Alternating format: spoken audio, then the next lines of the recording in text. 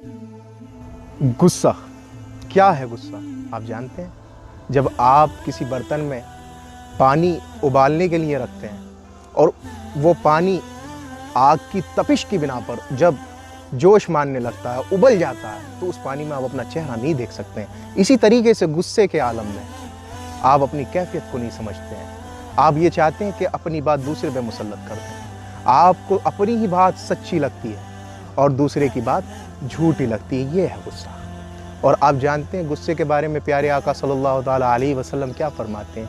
हदीस पाक का मफहूम है, आका ने फरमाया कि पहलवान वो शख्स नहीं है जो पहाड़ को जो है रेज़ा रेज़ा कर दे या पहाड़ को जो है चित कर दे, बल्कि पहलवान वो है जो अपने गुस्से पे काबू कर ले। कोई भी बात होती है तो लोग एक बात कहते हुए नज़र आते हैं, साहब हमें गुस्सा बर्दाश्त नहीं होता गलत बात पर। तो आप क्या कहना चाहते हैं कि आप बहुत बड़े सच्चे हैं? आपसे बड़ा सच्चा इस दुनिया में कोई नहीं है। आप अल्लाह के नबी की ज़िंदगी का मुताला करें, आप अल्लाह के नबी की ज़िंदगी के बारे में देखें।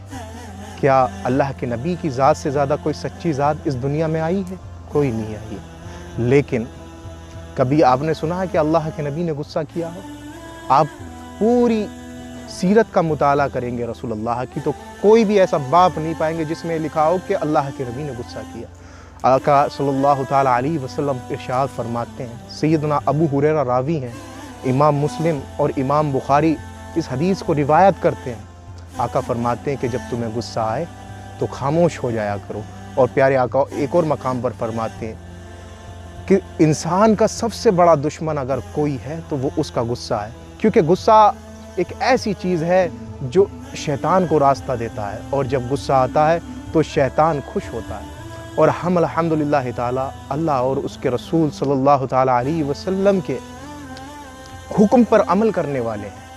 हम प्यारे आका की उम्मत हैं और अल्लाह के बंदे हैं, तो हमारा कोई भी अमल हो वो इस तर्ज पे हो कि हमारा रब राज़ी हो जाए, हमारे प्यारे आका हज़रत मोहम्मद मुस्तफ़ा सल्लल्लाहु ताला अलैहि वसल्लम राज़ी हो जाए।